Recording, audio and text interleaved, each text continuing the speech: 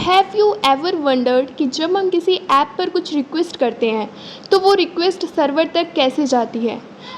यहीं पर एपीआई का रोल आता है। आज हम एपीआई को एकदम सिंपल और इजी तरीके से समझेंगे कि एपीआई होता क्या है। एपीआई का फुल फॉर्म है application programming interface. Simple words में कहें तो एपीआई एक मैसेंजर की तरह काम करता है जो फ्रंट एंड और बैक एंड के बीच कम्युनिकेशन करवाता है। मतलब फ्रंट एंड रिक्वेस्ट भेजता है और एपीआई उस रिक्वेस्ट को बैक एंड तक पहुंचाता है, फिर बैक एंड का रिस्पॉन्स वापस फ्रंट एंड को मिलता है। इसको अगर एग्जांपल के थ्रू समझें तो सपोज़ आप एक रेस्टोरेंट में गए हुए हैं और वहाँ पे आपने वेटर को बोला कि मुझे एक चीज़ पिज़्ज़ा चाहिए।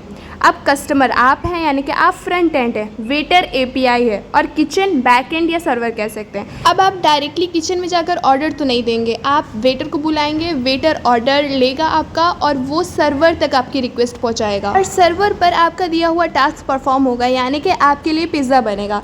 फिर वेटर यानी कि जो एपीआई है आप तक आपका पिज़्ज़ा डिलीवर करेगा, आप तक आपकी रिक्वेस्ट पहुंचाएगा। एग्जैक्टली इसी तरह एपीआई फ्रंट एंड और बैक एंड के बीच कम्युनिकेशन करवाता है।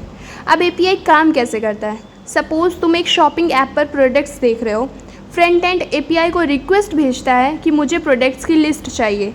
एपीआई ये रिक्वेस्ट सर्वर तक ले जाती है, सर्वर डेटाबेस से प्रोडक्ट्स की इंफॉर्मेशन लेता है और एपीआई के थ्रू रिस्पॉन्स फ्रंट एंड को भेजता है और फाइनली प्रोडक्ट्स तुम्हारी स्क्रीन पर शो हो जाते हैं। एपीआईज में कुछ कॉमन एचटीटीपी मेथड्स होते हैं, जैसे गेट डेटा लेने के लिए, पोस्ट न्यू डेटा क्रिएट करने के लिए, पुट या पैच एग्जिस्टिंग डेटा अपडेट करने के लिए, डिलीट डेटा डिलीट करने के लिए। तो बेसिकली एपीआई एक ब्रिज है जो डिफरेंट सॉफ्टवेयर एप्लीकेशंस को एक दूसरे से कम्युनिकेट करने में हेल्प करता है। That's it for today's, thanks for watching.